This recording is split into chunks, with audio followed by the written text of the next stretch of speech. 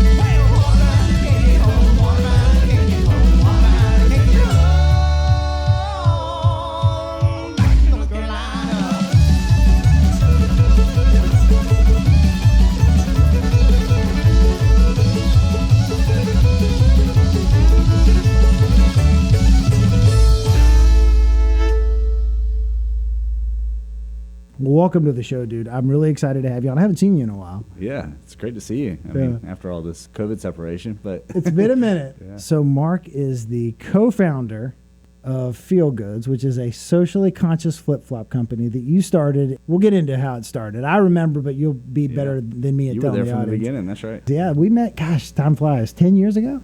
Maybe more than that, because it was around that time that Kinder Souls launched, before Feel Goods, which was 2009, 2010 times. The biggest claim to fame of Feel Goods up to that point, now maybe more has happened since then, but up to that point, basically, if you walk into a Whole Foods market, they have exactly one rack of flip-flops, and it's yours. Yeah. And you made that happen. I've always been impressed with that. You know, Whole Foods has been our biggest customer since we initially got in there in 2010. So my partner Kyle, who was the original founder of Feel Goods, I founded a footwear company called Kinder Souls, which merged with Feel Goods in 2012. Did you start that right out of NC State Business School? A couple years after, yeah. Okay. So, right. So I graduated in 2008, and Kinder Souls officially launched in 2010. Kyle, my partner, had founded Feel Goods in New Orleans in 2008. So he was at it for about a year and a half before the two of us connected. He was originally the one who got into Whole Foods. It was the Southwest region, and it's really kind of a crazy story. Yeah. Tell us. He actually had a container of flip-flops coming in to New Orleans, and of course back in 2010, I don't know if you remember, but there was the Deepwater Horizon explosion that happened in the Gulf. Dude. Yeah. And every container ship that was supposed to be coming into New Orleans got diverted, and he had a container that was diverted to the Caribbean. And, you know, as an early business owner just getting out, you know, you can't really afford to just lose a container of product. And he did what every scrambling entrepreneur does. He figured out a way to move the product. He ended up doing a big partnership with Groupon to move that product, which, you know, obviously back then was a major player in the direct-to-consumer world. Yeah. And, you know, just hustled and got the product sold, was able to pay his suppliers and get everything done. But it was kind of one of those big hurdles that you face as a entrepreneur early in the game. There was a story written about it in the Times-Picayune in New Orleans that got picked up by the Associated Press. And the buyer from the Southwest region of Whole Foods read that story and called up Kyle and said, hey, you know what? We've got a flip-flop vendor that we are discontinuing. We want to give you a shot. And so Nice. not the typical route for like getting into like a big box retailer. Yeah. But to his credit, once he did get in, you know, he just got this minivan and slapped like flip-flop stickers all over it and like went to every store in the Southwest region. Right. Did demos, talked to customers, and made sure that the sell-through looked good. And that was about the time that I came in, and then we ended up expanding into now every region of Whole Foods. We're now in every door in the country, about 500 stores, and growing. So that's definitely been our biggest customer. You land the Whole Foods deal. You say you're in every single Whole Foods, like in the entire country? That's right, yeah. Well, their model's changed a lot too, right? Oh, yeah. Because in the last year, we haven't set foot in a Whole Foods, but yet their groceries show up. I mean, almost my wife like blinks and Whole Foods groceries show up at our door. Has the shift in the last year and a half to online shopping helped, hurt, or neutral, or stayed the same, or what has it done to? Yeah, well, there were a few things along the way. So with Whole Foods, their whole model was that they have 11 different regions, and each Right. region is allowed to act almost independently of all the others, right? Like they want to encourage those buyers for the regions to bring in local products to, you know, they didn't want to centralize their entire like global program. So if you knock down one region, that doesn't necessarily mean you have the other, Yeah, so to speak. Exactly. So it's almost like working with like 11 different mid-sized retailers. When we started selling into certain regions, sometimes you'd be able to get into another one and sometimes they wouldn't let you in. And what we actually ended up doing was we started to realize that they have a vendor portal that will show you like which products are moving through which stores. And we actually built a software that we call Shelf, where we could actually monitor the sell-through in an individual store. And instead of waiting for the buyer to decide like, oh yeah, well, you know what, we've sold out of a lot of flip-flops so far, let's place a reorder, we would actually send them a PO, you know, for them to sign off on it, saying, hey, you know what, your store sold through X amount of these SKUs, this is what we suggest for a reorder. You know, give us your blessing and we'll ship it to you. Oh my goodness. And so it was basically like an auto replenishment system. And when we launched Shelf, which this was in 2014, that's when we got into every region. I mean, the regions that participated in Shelf the first year, we saw their sell-through in the stores grow 140% from the year before. So that was when we really exploded in Whole Foods. Yeah. And then to your point, you know, in the last year with COVID, just to be transparent, I'm not very involved with the day-to-day at Feel Goods, and we'll probably get into that later. But, Yeah, we will. But I still keep in touch with Kyle and the board of directors. Well, what's your official title today, Mark? Just an advisor. I'm still a shareholder in the company. Shareholder / advisor. Yeah, basically. Okay. Still really tight with the whole crew there. Yeah. Just not involved with the day-to-day. But it's funny, you know, when COVID hit, you know, March of last year, it's getting right into our peak season in the spring for flip-flops. Yeah. You know, nobody really knew what the world was going to look like. Was there some panic? Oh, yeah, absolutely. Yeah. I mean, for every company I'm involved with, you know, there was panic. Nobody really knew what the world was going to look like Yeah, I in a remember. couple months. Yeah. It's so funny because looking back, we always sort of complained about selling in, you know, Whole Foods markets, Sprouts, Wegmans, like all these like grocery stores. And we would always say like, man, we need to be in REI or we need to be in, you know, Nordstrom or something a little more sexy than grocery stores. But then over time, we started to realize, well, as e-commerce grew, it was taking out a lot of those other retailers. Yeah. But Whole Foods stayed strong because there's still an audience that wants to go in and pick out their produce and wants to walk up and down the aisles. So the foot traffic in the grocery or the natural product industry was strong. And so we were able to, you know, kind of own that niche and do really well with it. And then when COVID hit, that was like the only thing that stayed open. So I see what you're saying. we were able to, Yeah. you know, it was an essential retailers, you know, and so we were able to do really well in those stores. And actually, they saw a little bit of growth last year versus 2019, which is, you know, given the circumstances, really, really impressive. I remember you and I were having a conversation, maybe the last time we hung out, years ago. I haven't seen Mark Saad in a long time. I'm so happy to see you, man. Likewise. Thanks for being here. Pre my current job, which I'm very, very happy with. But at the time, I was like, you had this cool upstart flip-flop company, and I was like, I could see myself working for Mark, and I could go hit every beach shop and every Burt's surf shop along the coast and probably help him get the flops into their stores. And that's when you opened my eyes to something. You were like, if I go to Bert's Surf Shop, that'd be great if they want to put our product in their store, but I'm 1 in 50. But if I'm in Whole Foods Market, if I'm in Sprouts, I'm the only one there. Yeah. So the person just has to decide, do they want flip-flops that day? Exactly. Yeah. It's fun to find a niche like that. And you were telling me that 10 years ago, Mark. And then more recently, when I go to the Whole Foods, I'm like, well, there they are. I'm like, that's my buddy. That's Mark. That's right. Yeah. Yeah. Well, there's this old saying that, like, the hardest place to sell a book is a bookstore, right? Because, like, there's a million options on the wall. Yeah.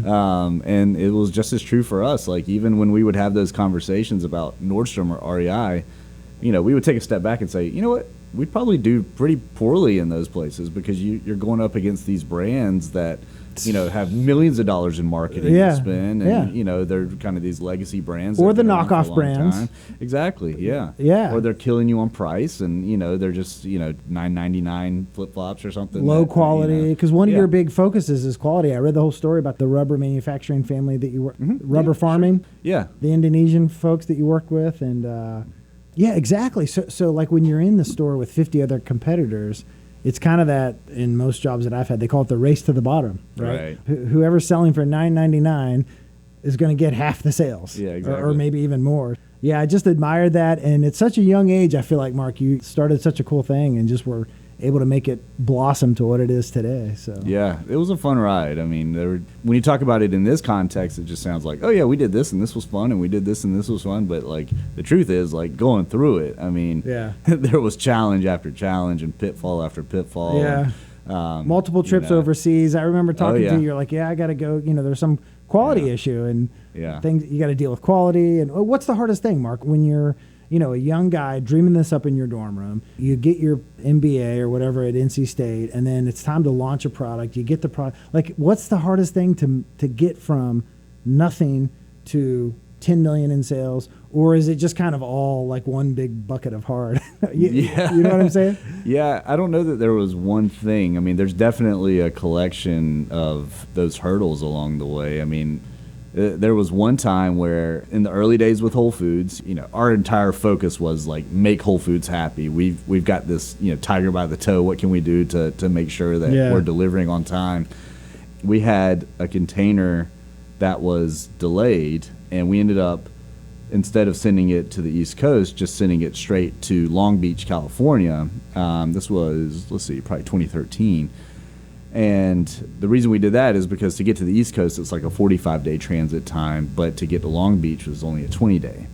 And so for us to hit our delivery dates on time to Whole Foods, we didn't have time to ship it all the way to the East Coast. So we shipped it to Long Beach without knowing like what we were going to do with it, right? And so we just like talked to everybody we knew in LA, and we ended up finding a friend of a friend who had a furniture company in LA, and he had some open space in his warehouse. And this was like in East LA, not a very nice neighborhood. Right. Me and Kyle flew out there. We just got one-way tickets. We didn't know how long it was going to take to clear customs, how long it was going to take to receive the container, like how we were even going to ship this stuff out.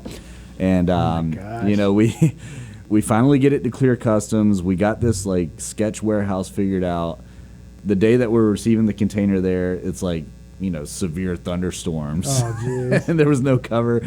But, we ended up hiring a few guys actually from like Home Depot. And we would pack orders till 3:30 in the morning, 4 o'clock in the morning, just to get everything ready to ship it out the next day to be able to meet our delivery dates with Whole Foods. God. That's the true. And but honestly, like as hard as all that was at the time, like we were having a blast, man. Like it was so much fun packing those orders. I remember Kyle and I left the warehouse one night. Like I said, it was like 3:30 in the morning. We went to like Del Taco or something. It was like the only place that was still open, drive through. Get back to the hotel. Of course, we're sharing a room back then because we had like no money. Tight budget. And like, I just remember like falling asleep with like a taco on my chest and like waking up the next morning and just being like, what is happening right now? Like, am I back in the dorm room? Like, this is awful. That's so beautiful. But that's what I'm so impressed about, Mark, is that you're a young man now. You did so many things, like very entrepreneurial things, early stage things to make your company what it was at a very young age. Yeah, well, that was why we made so many mistakes. I think we had to learn the hard way. Yeah, and it's all that fun. wisdom that your portfolio companies at Sharpa can benefit from. Right? Yeah, that's right. I mean, that's what we always say. When I'm working with younger entrepreneurs that are basically where we were back then. Yeah. I always say that I sort of know the playbook. Like, I can kind of tell you, like, what you need to do, but I definitely know, like, what not to do right. because I've lived it. And I can, goodness. I spend most of my time just helping them avoid those pitfalls, I think.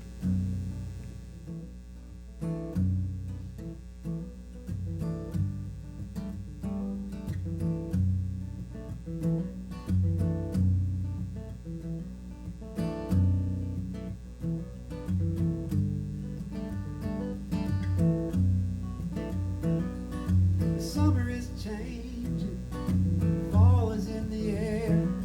The geese are in migration, and you can hear them up there. The prairie's golden brown, yeah, the leaves are falling down. The fawns have lost their spots, and the temperature is dropping down. It was a big day, I suppose, when the Indians chased the buffalo. Across the prairie in herds they'd go, until the blood began to flow, they went down. But we ain't got no time, no to waste no time. But we got a lot of lives, but we gotta keep in line. But pretty soon the snow's gonna fly, you don't feed them, your people gonna die. So it was a big day, I suppose, when the Indians chased the buffalo. Across the prairie in herds they'd go, until the blood began to flow, they went down. They like to paint their face, they like to paint their paints, they like to decorate everything up and celebrate. They like to congregate in a beautiful place, to dress themselves in feathers and leathers and dream their fates. So it was a big day, I suppose, when the Indians chased the buffalo. Across the prairie in herds they'd go, till the blood began to flow, they went down. But then the cavalries came to take their land away. Hell, they lied and died and lost every battle, but they got their way. Then they took their souls when they took the buffalo. Then they took their families' blankets filled with the pox and so. It was a big day, I suppose, when Custer went in for the clothes and found himself with his pants down as the Indians rolled around and took him down. Hey, yeah, I said we ain't got no time, no to waste no time. But we got a lot of lives, and we gotta keep in line. But pretty soon the snow's gonna fly. You don't feed them, your people gonna die. So it was a big day, I suppose, when the Indians chased the buffalo. Across the prairie in herds they'd go, until the blood began to flow, and they went down. Jonathan Byrd, Mark. Good choice there, brother. Oh, he's incredible. From Chapel Hill, you say?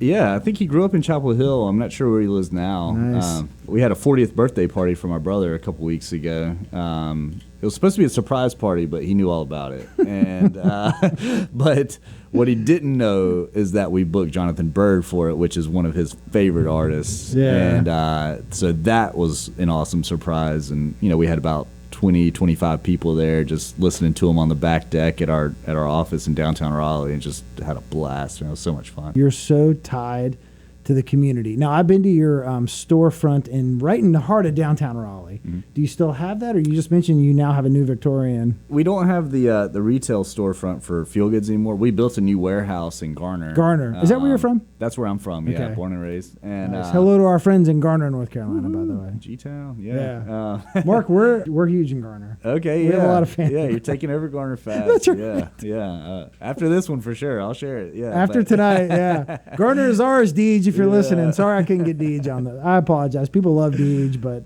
Yeah. this ramshackle studio, the phone didn't work. But anyway, No worries. I've always been impressed with your connection to downtown Raleigh. I know, but you were talking about that big facility in Garner, and that happened. Yeah, that's right. We needed a new warehouse a couple years ago, and so we built a new one. And Nice. That's excellent. We moved our office there as well, just to kind of get everybody under one roof. So unfortunately, we don't have the spot in downtown Raleigh anymore, Yeah. but it's a better setup for the company. But you were right there in downtown Raleigh for the launch and the growth of your company. We talked about Tiernanog a little bit. Oh yeah, yeah. Yeah. You had was that your very initial launch party of Kinder Souls way back? That's right. Yeah. I'm a big downtown guy. I'm a city guy. My family had a clothing store in my hometown, right in the heart of downtown, from like 1920 to like 1980. You know what I Yeah, mean? And I grew yeah. up like sweeping the floors in this. So I just love that you're so connected to all that. That's good. Now you're a big soccer guy too, right? Yeah, in a past life maybe. As a supporter, big so Arsenal fan. I yeah, meant unfortunately. I meant to start with the news. This is breaking news, Mark. I don't know if everybody knows this yet. The national champion men's soccer team is none other than Marshall University Thundering Herd. So I meant to say congratulations to the Herd. And I know you're a big soccer guy, so I thought you might appreciate that. It's really incredible. I mean, that's a Cinderella story. Cinderella story, man. And we're sitting 2 miles from where the Tar Heels train. And due respect to the Tar Heels, my daughter was born at UNC Hospital. To get there, we had to beat number one this year was Clemson. We beat them. The winner of the tournament last time it happened was Georgetown. We beat them. And we beat UNC in Cary, North Carolina, and then knocked off Indiana, who has like 8. They've had 8 national championships in soccer, Indiana. So Yeah. it was awesome. It was a big deal. Unbelievable. I know you love Arsenal on the professional level. Do you Yeah. follow any national, local? Or? I follow NC State. I mean, Yeah. that's my alumni. And, The Wolfies? Yeah, I've got a really good friend of mine that I grew up with. His little brother plays on the team. Nice. Or he just graduated That's last awesome. year, and he's playing in Germany now. That's fantastic. Now, there was a time that they were talking about having an MLS team in Raleigh. I believe they ended up in Charlotte. That's right. Yeah. And normally what they do is they talk to local business owners. With you being a local guy, were you ever in any conversations about? Yeah, not any high level conversations, Okay. but I got to meet Steve Malik, who Okay. was the one really pushing for it in the Raleigh area. I could see them reaching out to you to gain support. Yeah, my brother and I both met with Steve, and they threw like a big party in City Market, and just got a lot of people to come out and show support. They're still moving forward with the stadium. They're building this development called Downtown South, which is right on South Saunders, like kind of on the way into Garner from downtown Raleigh. I lived in Raleigh for years, Yeah. but it's been a long time. Give me some like landmarks. Like what's it near? It's basically right where 440 crosses South Saunders. Okay. So there's like a Red Roof Inn there right now. There's I not think a lot that of, right. That's the whole point. The area is prime for redevelopment. Yeah, I don't know if you know where like Earp Seafood is or anything, but it's It's like been a while. right down there. Yeah, Yeah. but it would be kind of like what North Hills is on the midtown part of the city, but further south, and it's going to be a huge development there, and they're moving forward with it. It's going to be there for NCFC if we don't get Yeah. an MLS team, and Wake Med Soccer Park. So that's where the entire the college Yeah. cup, or men's and women's. yeah. That's a beautiful facility. It's a great place to have games. The only limitation of that place is just the one way in, one way out, one road. Yeah. So you're saying, gosh, do you feel like North Carolina could support 2 Major League Soccer teams? I mean, I know the game's growing, but damn, Yeah. that's Yeah, What do you think?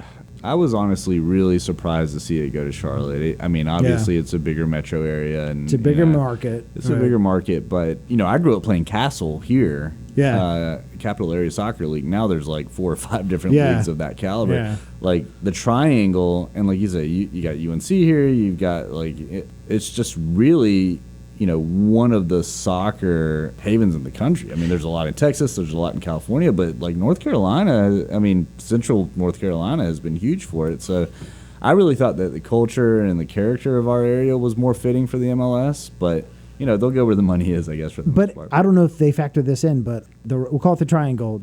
Has no major sports team. I mean, the biggest thing is the hockey team. Hurricanes, yeah. The Hurricanes. Charlotte is bigger, but they've, there's obviously football, there's basketball, there's NASCAR. So, like, to me, what you just said about the strength of soccer in this area, but also the fact that we don't have that one premier You know, I thought it would have been baseball. I'm surprised we don't have a Major League Baseball team. They're talking about it. I've heard some rumblings there too. And you know, with the recent news of Apple coming in and Google and a few of these other like corporate headquarters like moving into the Raleigh Durham area, I think it could definitely support like an MLB team or an MLS team, or if you look at the success that the Hurricanes have had as far as fan base and season ticket holders and things like that. Yeah, I think there's a great case study for it, but I am a little biased. You're but the growing population, the youth leagues that you just pointed out for soccer, but it'd be weird a little bit to go from 0 MLS teams to 2.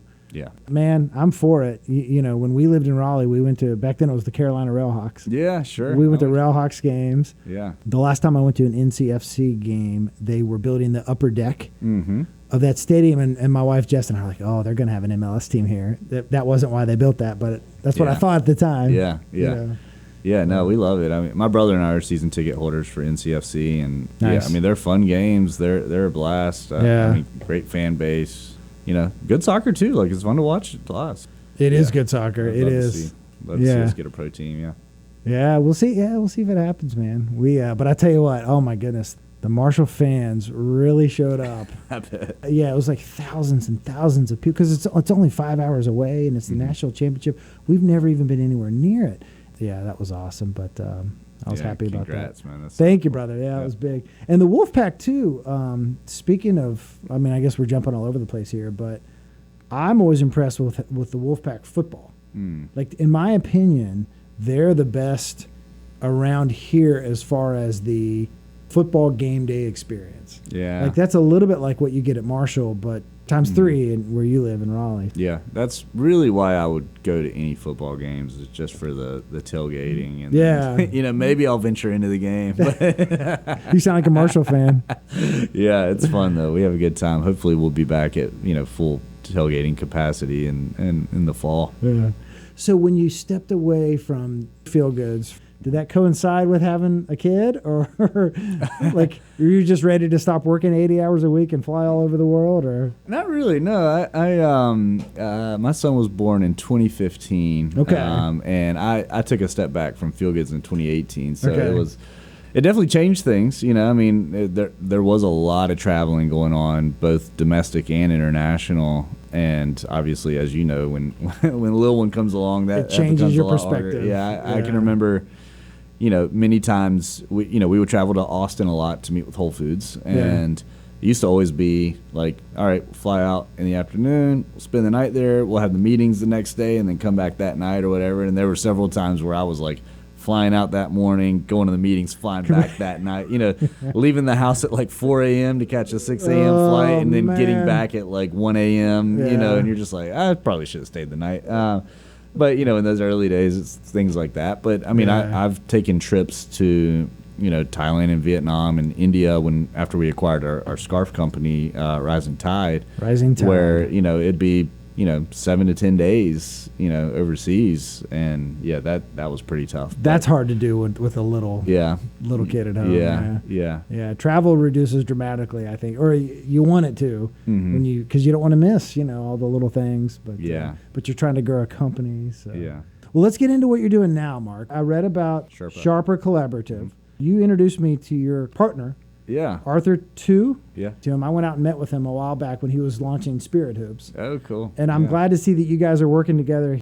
Tell me about that a little bit. Yeah, after I stepped away from Feel Goods, I was trying to figure out what was next. And I was doing some fun work with a couple other consumer product brands, one of which is a company called Headbands of Hope that's just exploded over the last few years. Yeah, I read about that. Great company.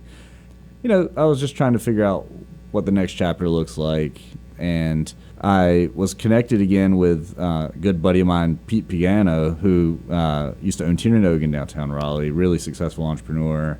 The Tiernanog Irish Pub. Yeah. Which one? Yeah. When I lived in Raleigh, that was my very first place that I hung out. Yeah, that's where we did our launch party. That's where you did your launch party. Yeah. Okay, so mad respect for Tiernanog. Okay, keep going, please. Yeah. And I had always admired Pete. I mean, fantastic entrepreneur. And then I also reconnected with Arthur, as you mentioned, who I knew back in the day. In fact, Arthur was the one who introduced me and Kyle originally that kind of created what became, the North Carolina Feel Goods.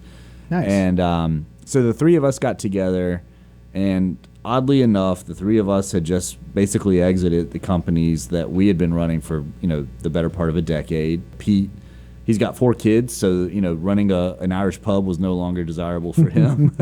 But he owned the real estate, so he actually turned around and he's the landlord for Brewery Bavana in downtown Raleigh. And I was going to ask if you knew kind of what the deal was with Tierney Moog. So it was him having kids and ready to move on. His play there was always the real estate. He knew that. So he owned that building? Yeah. Oh, what a smart man. Very smart. Smart move. He bought it at a time when it was affordable too, right? Yeah. Okay, yeah. please keep going. He's a visionary for sure. That's a visionary move.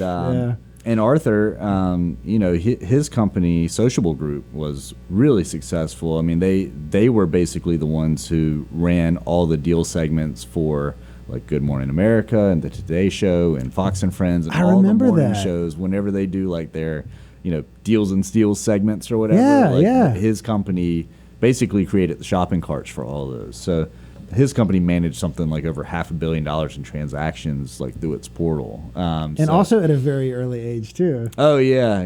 He's a bit of a polymath. He's pretty smart. You guys, both of you. But okay, keep going. And he was kind of phasing out of that business. So the three of us got together. And our skill sets are actually quite different. Right. Yeah. Like Pete's background is, in the hospitality space, but he also knows commercial real estate, and he's actually had a couple of software startups that have been successful. Obviously, Arthur's background is more on the software side and the e-commerce side. My background was more on the consumer product side and also some real estate and some stuff too. So, we said between the three of us, like we've really got a lot to offer, some young entrepreneurs. So why don't we spend our time like helping like earlier stage companies get off the ground or scale up? Yeah. And so that's how we came up with the concept for Sherpa. A Sherpa is someone who helps you climb a mountain, which, everybody knows, starting a business is an uphill climb. So So that's where Sherpa came from. And, it's kind of a mix between, consulting and helping those companies, but also a lot of private equity activities. So if we find a company that we like, with an established value proposition, sometimes we'll invest in that company. And we never just invest capital. We are always going to invest time. So it's never just like, we'll make this equity investment in this company and check in once a quarter. And, no, we like want to roll up our sleeves and actually get involved. That's one of the things I read that you offer, right? The expertise without them having to commit to, they get the benefit of you guys without having to pay for 3 big C salaries for the next 10 years kind of thing. Right? Exactly. Yeah. I mean, there are some companies where, I basically serve as the CFO, unofficially. And there are some where Pete serves as COO and Arthur serves as CMO, and it's just kind of whatever that company needs. So are you guys out there looking for companies, or do they come to you at this point, Mark? A little bit of both. We are definitely looking. We would like to be doing more on the private equity side and, actually looking to make acquisitions if we can. So like March of last year, we acquired an awesome local company called Lawson Hammock. Okay, but how'd you find out about them? The founder of that company is an NC State grad, a guy named Wes Johnson, really smart entrepreneur. Nice. And he came to me, he wanted to get back into some commercial real estate stuff that he had done before he started Lawson, and that he would want to sell the company. And at the time, the company was pretty small, so I was like, I don't know, this might be hard to sell, but send me the financials. And when I looked through everything, I was like, man, this is really an awesome company. Like, he's got a patented product. Yeah. There are a lot of growth opportunities out there. Nice. We were just like, okay, we'll do the deal. That was a really great one. So that's actually a company that we have acquired that we run day in and day out. He's completely gone? Yeah, he's still a shareholder. He kept some equity in the company, but he's not involved with the day to day. You guys were just so attracted to the model that you were, the business model, that you were like, we'll just take this and run with it. Yeah, we'll hire a CEO, or one of you guys are it, or Pete is basically the one that's running the day to day. We've hired a full time employee at Lawson that helps with a lot of the operations. Carolina, a grad named Caroline. A Carolina grad named Caroline. Yeah, but she's good job. The one and only full-time employee of Lawson Hammock. Of Lawson Hammock. And then the rest of it, I call it a virtual corporation. It's like we've got a manufacturer in China. Yeah. We've got somebody that helps with Facebook ads and somebody that helps with Google and somebody so it's. But as far as like employees, she is the only one. But it's a full-on e-commerce business. Like we know that playbook really well. Yeah. And we've seen tremendous growth there since we acquired it in March of last year, and obviously a lot of that is Also due to COVID, because camping just exploded last year. So that's been a really fun project.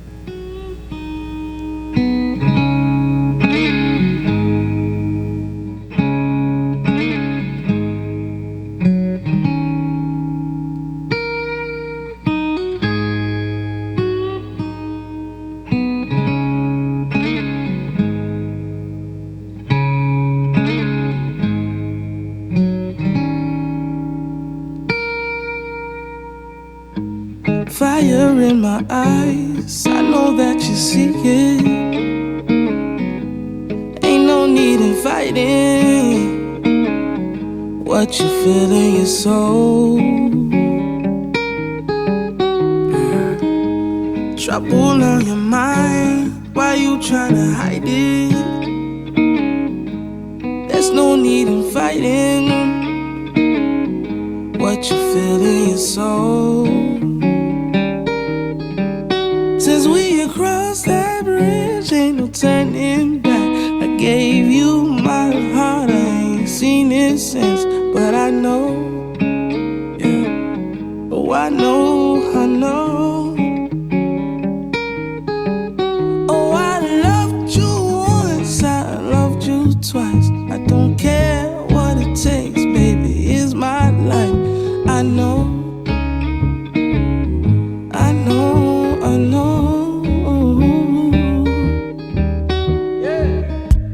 Got me deep inside, unleashing your demons. There must be a reason that you're still in my soul. You make sure you got me good, 'cause I'm never leaving. Even though I got reasons, you're holding my soul. Since we across that bridge, ain't no turning back. I gave you my heart, I ain't seen it since. But I know, yeah. Oh, I know. Oh, I loved you once, I loved you twice. I don't care what it takes, baby, it's my life. I know.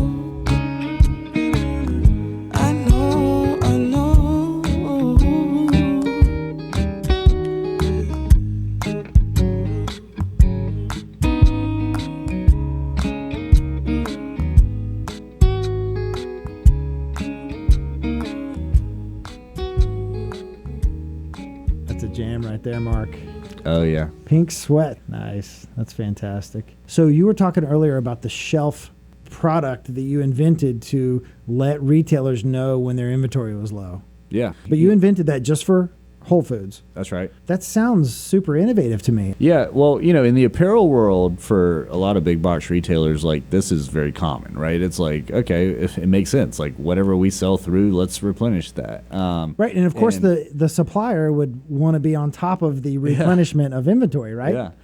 Yeah, in the natural product industry, though, or, just the general grocery industry, the mentality is more like, grab a crate, walk up the aisle, and stock the shelves. Like, it's not, like, technological at all. And even since Amazon has come in and acquired Whole Foods, it hasn't really gotten any more sophisticated. But we built that out, and like I said, it really increased our sales, and to the point now where we've actually licensed out the shelf software to other brands selling in Whole Foods that want to see the same result. I'm surprised Whole Foods didn't come to you and say, we will buy this technology from you. Yeah, we tried. Whole Foods kind of prides themselves on being sort of decentralized and letting each region kind of operate on their own. Yeah, okay, I get that. There is a push to centralize it as they've grown. I mean, they're a $15 billion publicly traded company. They should probably, centralize some of it. But and it seems like they would dig innovation, too. People see the benefit from it, and other brands definitely see it, and they know that it's something. You never want products to be out of stock on a shelf. So this helps prevent. There's a whole new, kind of shelf 2.0 that's coming out, I think, later this year. That's going to be a really robust piece of software, much more than what we started with. Kyle sounds like a busy guy. He is, man. The dude hustles. Who's busier between the two of you? Oh, man. Kyle definitely has more energy than I do, so maybe him. Yeah. How old's your son? He just turned 6. Oh, nice. Yeah, Aren't they yeah. the best? Yeah, it's fun, and now we got a little girl on the way, so it's gonna Oh, it's gonna get a man. lot busier soon, I think. Yeah, my daughter is 7, getting ready to turn 8. Yeah. So that's the That's best. fun. They're the best, man. It is a fun age. Is he Yeah. into any sports or anything? He's or- playing soccer. He's really into Taekwondo. Nice. Yeah, and it's funny now because when he moved up to the next level, he was sort of on the younger age in Yeah. that level, and so they encouraged the parents to do it with him. Yeah. So my wife has been doing it, and now she's like a badass, dude. Nice. Like she's That's like, killer. Even though she's like, got a big old, bump right now, Yeah. she's still kicking pretty high. The So baby it's- bump taekwondo. Yeah, yeah. My partner Jenny, my partner on the show, she and her daughter, I think, do taekwondo. Oh, really together. cool. Yeah, Yeah. just right here in Carborough. That's awesome. So that's killer. Yeah, my daughter, and we didn't really push it on her, but my wife is actually a pretty good soccer player. Okay. I love soccer. I'm an okay player, but I'm the coach. Yeah. But my daughter's really taken to it. And so Good. I'm so happy. Yeah. That seems to be her favorite sport. And so I hope that continues. Yeah. Yeah. That's awesome, man. Back to Sharpa. Here's my biggest question for you, Mark. You've got portfolio companies, roughly 10 companies. We already talked about the hammock company. I mean, there's probably, 5 or 6 that we really focus on mostly, Okay. but there are some others that we have smaller equity stakes in. One that we're really excited about is a program called Bright Pages. It's an online journaling app. Bright It's- Pages. Yeah, it's founded by Jess Ekstrom, who was the founder of Headbands of Hope. She's become a celebrity in her own right. Let's talk about Headbands of Hope just for a second. You've mentioned it a couple times. Oh, it's Like, a what is it? fantastic company that Jess founded in her dorm room. Yeah. It's a headband company, a hair accessory company, and for every item sold, they give a headband to a child battling cancer. When they lose their hair going through chemotherapy, that's like the one accessory item. Oh, That's yeah. really sweet. That's beautiful. And that company is just taken off. And where's she from? She's from, she grew up in the Charlotte area, Yeah. but she lives in Raleigh now. And then one of the other companies that we actually started ourselves with some partners in Guatemala is called Andador. So andadorshop.com. It's a belt company. Andadorshop.com. Yeah. Okay. They're really high quality leather belts with like hand woven fabrics on the outside. Nice. Really beautiful product. And we launched it at the end of last year, and it's kind of an expensive belt. So we were like, I don't know if people are going to want to spend money on this right now, if they're not going to the office or going to big events. And so, Yeah. but just recently, I mean, with the vaccine rollout, the company's really taken off. So that's one that It's we're funny. having a lot Did of you fun see with. like the growth of the company like kind of correspond with the growth of the of Pretty much. vaccines? Yeah, yeah. You know, People are you could getting have out. brought a belt for me, Mark, to try. I think I got one for you. Can I be your Yeah, model? I yeah, mean, do you got need a one for you. middle-aged Yeah. white guy to be your model? Well, it's funny you say that because we did a photo shoot this morning, actually with Jess's dad, Nice. for like a Father's Day promo that Nice. we're going to be running. So yeah, he's a little bit older than you, but I appreciate when the models like look like the average person. So yeah. that's fantastic. The belt company, you guys started that. So you've got 5 different companies that you focus on, several other companies that you're involved with, because you seem like a super productive dude to me, but also very laid back. How do you decide what to do on a day-to-day basis? Like, I've always just had one job. I've had some entrepreneurial aspirations in the background, but I've never done anything, taken it to the level like you have. You wake up on a Thursday morning. How do you organize your day with all these different companies? Is it just like put out this fire, then that fire, then that fire, or what? Hopefully it doesn't get to that point, but yeah. So You see what I'm asking you? Like, yeah, How do you totally. decide what to spend your time on It's each day? we have sort of an ongoing cadence with all these companies, and most of these companies, like, they have a dedicated founder that is just living it 24/7. So with Lawson and Andador, like, those are ones that we're kind of driving, but otherwise it's pretty much someone else. And so a lot of times we've just got like a weekly call that's set up to go over the latest and see how things are going and check in, and sometimes there's some to-do items to knock out between those. Pete from Tierno, he's a phenomenal like task manager, right? Yeah. So, the 3 of us as partners, we get on a call every morning. We kind of go down the list like, okay, what's going on with this one? What's going on with this one? Like, how's this going? Yeah. I mean, he'll tell me like, okay, Mark, you got to knock this out, and I'll be like, yes, sir, whatever you say. Right. So we run through that. There's another one actually based in Durham that we're really excited about. That's called Advent Blocks. Advent Blocks. All right. Yeah, Give us the pitch. It's a really great company. It's a husband and wife team that created this Advent calendar for the holidays. Okay. They have a daughter who just kind of said one time, like, oh, you know what? Why is everybody just talking about presents? Like, what is Christmas really about? And so they created this amazing, it's almost a decorative item that goes through the Advent calendar. And he just launched it kind of on a whim last year, just like, hey, this would be kind of cool. And he sold 5,000 units way before Black Friday. Like Just he could on a whim. have probably sold So that's another one that we're really excited about that we're spending a lot of time with is right killer. now. And like I said, he's a dedicated founder. He's just really working hard to launch it, and we're just there to kind of give him the playbook and, you know, dive in and help him where he needs help. But Everyone's got an idea, don't they? Yeah, And then it's yeah. just who has the gumption to get it from in your mind to on paper to out in the world, right? Is Yeah. that just the whole deal? that's the hard part. Yeah. You had an idea for a company that was a great idea 5 years ago, whenever it was last time I saw you, and would really be a good idea now. Do you remember you were talking about some kind of device for all the boxes that we all are getting, even before the pandemic, we all are getting stuff shipped to our houses. Yeah. Mark, I'm not exaggerating, dude. Every day a box or two or three shows up at my house. I'm gonna go home and text you a picture from my garage. I'm in the same boat, man. Yeah. Okay, so Yeah. you had an idea first. I can't remember if you were going to shred the box or some kind of a product to deal with the box situation. Did that ever go anywhere, or did you put it on the shelf, or what? It did not, unfortunately, Yeah. because I went pretty far with the project too. I mean, we designed it. I partnered with Lout Design. I mean, we really had it built out. Unfortunately, this is like right when like trade war was kind of kicking off with China. And the climate was a little hard to develop something like that. A lot of issues with, you know, manufacturers not wanting to take on a lot of like high risk. I could tell you have your hands full. You got another kid on the way. Yeah. But now, if the demand was there 5 years ago, it's 5 times the demand Oh yeah. now. Oh yeah. Do you No see question. yourself dusting that business plan off? And I've thought about it. I mean, there's you a know, little it's- drag race going on. Yeah, there's something going on out there.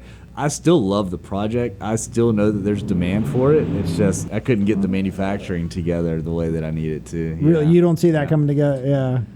Now, Well, not right now with everything else going on, but give me the pitch. I'm Mark Yeah. Cuban. Give me. Would it have been a shredding machine? Like, what Yeah, would it yeah. have been? like Whole Foods, for example, like go to any like big box retailer, they've got these cardboard either shredders or compactors in the back, and they're all like these huge, Massive. commercial grade Yeah. machines. And my idea was to create something like that for residential use. That you would put in your And garage? You would put it in your garage. It would be beautiful. You know, like it would be like a Rinnai like tankless water heater Right. system. Like it would almost be a status symbol. To Elegant. Have it. You know, it would Yeah. have some German or Scandinavian name. Yeah. And you basically lift the lid, drop your box in without breaking it down, and it shreds down into basically like packing peanuts. And what would the MSRP be? It'd be like $2,500. Almost like a luxury item. But the plan was to start there, to build the rapport, and then do like a $9.99 like mid-level. But think item. about the amount of Be boxes massive. that people. goodness. Oh my gosh! Every other weekend, I am in my garage. I'm like you. I've got Dude, I'm- 3 packages oh, showing up a day. yeah. Even before the pandemic, my wife was buying everything. And now online. it's like 5 And times now more. it's like, yeah. I mean, I see the guys walking up to the door Oh. every 5 minutes with another box. Yeah, so I still love that project, and maybe one day it'll pop back. One up. day you might dust it off.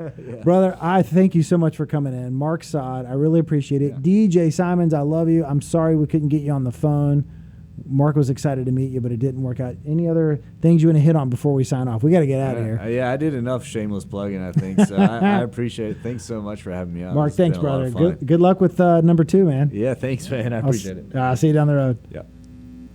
Hold me tight, don't say goodnight, and I'll let you know that I care. Wait a little longer, don't let me be, and I'll comfort you from the storm. It's been a long night, tomorrow's another day. Call me when you find out the answer, and I hope and I pray to a power that will keep me from going insane. In the meantime, babe, the teenage love is caught up in this dance, yeah. Pain's the price of this young romance. How was I such a young fool to know? Yeah. Lord knows we got no direction from our home, baby. So I say this prayer, take hold of me, blessed powers that be. Love keep us together. Take hold of me, blessed powers that be. Love keep us together.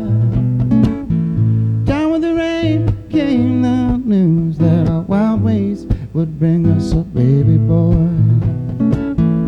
Wash away all those innocent dreams as my whole world turns upside down on me.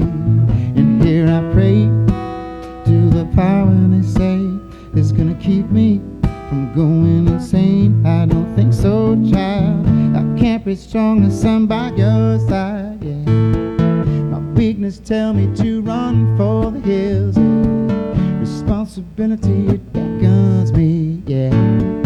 To think I dreamed that your kiss would set me free, baby, yeah. Well, I never been so wrong. Take hold of me, blessed powers that be. Love keep us together, oh, hey.